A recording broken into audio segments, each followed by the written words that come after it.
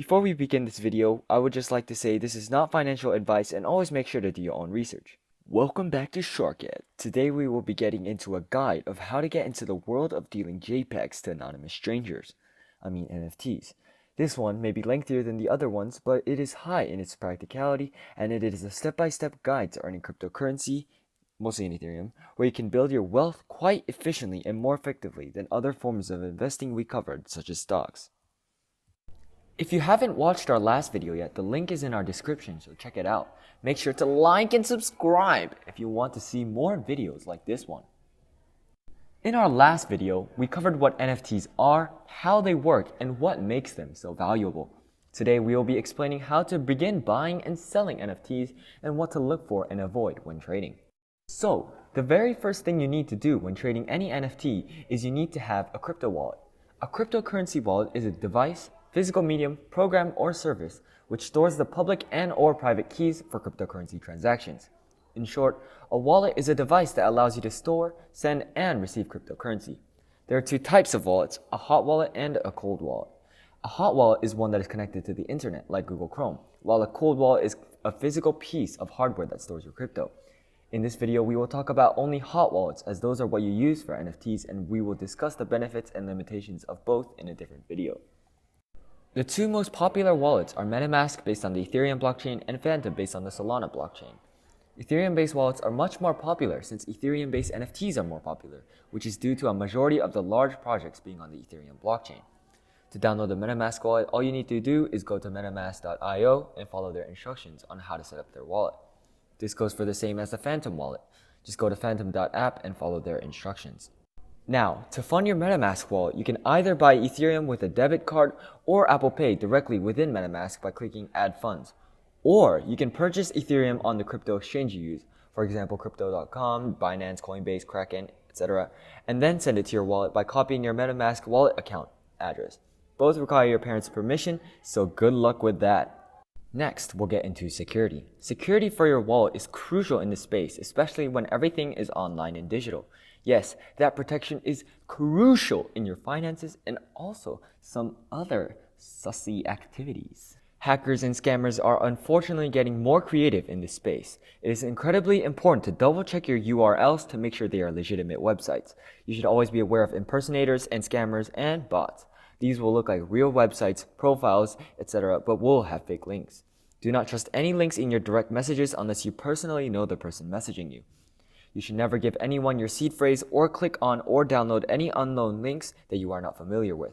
Always turn off AutoConnect on your wallets and make sure to disconnect wallets before leaving websites, the same way you disconnect your girlfriend after you break up. Now that we've got the funding process down, let's get into the actual buying. There are two markets in which NFTs can be bought, a primary and secondary market. Primary purchase of an NFT is known as a mint, and it is done directly on the project's website. Just for terminology, a project refers to an NFT collection which has a set theme and vision, with each NFT within that collection having different variations from each other. Minting an NFT refers to the creation of an NFT and it being recorded on the blockchain for the first time. Minting an NFT is when you buy the NFT typically through the project's website, whereas buying an NFT is done through a secondary market, which we will get into. Secondary markets, the most popular being OpenSea, can be described pretty similarly to eBay. NFTs listed for sale after their mint are listed here. You can list an NFT for any price you would like, and you could bid any price you'd like on any NFT. As you all may know, NFTs are pretty expensive. Like, look at this CryptoPunk. Like, geez, like, bro, it's $1 million. Like, dude, I don't have that money. I'm a student, like, I'm broke as hell. So, like, and just like everybody else, you're probably all broke too. So today, let us explain the cheapest ways in which you can acquire NFTs. The very first is getting whitelisted. In other words, getting entered into their presale. Whitelist or presale is simply a function dedicated to people who have either won an event, raffle, is an early supporter, or a dedicated member of a project in which allows them to purchase an NFT at an earlier time, usually at a cheaper price as well. What determines whether you receive a whitelist varies from project to project. The benefit of being on the whitelist is that you are guaranteed to mint their NFT. If you buy during a public sale, the sale only lasts for however long the supply lasts. Bigger projects can sell out within minutes or even seconds, or not even make it to public sale. And after the transaction fees, your wallet will look like the amount of subscribers we have. When applying for whitelist, it is extremely crucial that you make use of the Discord app because that is a platform where people in the projects communicate, receive announcements from founders, and really anything related to the project. Another way to acquire NFTs cheaply is to enter giveaways, which are done either on Discord or Twitter. Usually, they would look something like this. Especially on Twitter, there are set requirements for you to fulfill to apply for the giveaway. But one thing I would stress is to not apply for giveaways that definitely won't give you anything. There are many Twitter accounts that spam giveaways, but if you check the tweet history, it is easy to see that they've never announced their winners and do it solely for publicity. This doesn't do you any good and just annoys the people you've tagged and those that follow you, so make sure you do your own digging before applying. Moreover, projects that offer their actual NFTs tend to do worse than those that offer whitelists, so that might also be a thing to consider when entering these projects. Now, let us discuss one of the most important things. What do you look for, or how do you know when you found a good project? The first checkpoint is to see if the founding team is doxed. This basically means whether or not they've revealed their identities. Unidentifiable people can be a dangerous game as they can easily rug you, which basically means they'll make you buy their NFT and completely finesse your money, and you can't do anything about it. This is the same if you've been looking forward to a really hot date on Tinder, but then find out that it's just some random old dude. If they are doxed, it is worth checking what projects they have done recently or in the past and how those projects perform short-term and long-term. It is also important to check if the team has experience related to what they are trying to accomplish. Another is whether or not you actually like the art of the project. If the art looks like crap, unless it's goblintown.wtf, it is most likely others would feel that way too and it wouldn't sell.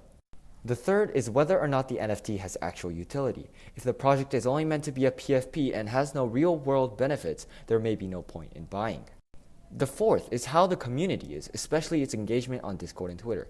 You should watch out for Twitters with fake followers and Discords that are filled with bots. For example, the Discord has 50,000 members, but the same 50 people are the only ones talking, or announcements are reacted by less than 100 people. Finally, you should check whether or not their roadmap is achievable, because most times if it sounds too good, it probably is. Well, now that you know all of this, you may think, how can I even find projects that are like this? Well, the very first is Twitter, of course. You could just look up NFT, search around, and find a project that has a lot of good followers and or good engagement, then join their Discord. Well, I know it's been long and you're getting tired, but let me finally just talk about one of the most important aspects of getting into NFTs. The red flags. It is great to know what to look for in a project, of course, but it's crucial in understanding what you should also be scared of. The very first is red flags for founding teams, and anonymous ones are a problem. If a team goes by a username without links to LinkedIn or other personal social networks for proof of experience, the project can easily be rugged since they cannot be held personally accountable. An example of this would be the Pixelmon project, which raised over $70 million before people found out that the founders had no credibility and they could not create an actual P2E ecosystem. The second is the founders and team having insufficient backgrounds and experience. The biggest issue with this is that most times the team isn't able to deliver with their promises, and in the end, the project just ends up being a disappointment, leading to a drop in price and you losing your money. The third is an inactive team. An example would be them hosting no AMAs, community events hosted by the team, or little to no communication from them at all. This is a strong indication of a rug and no passion for the project.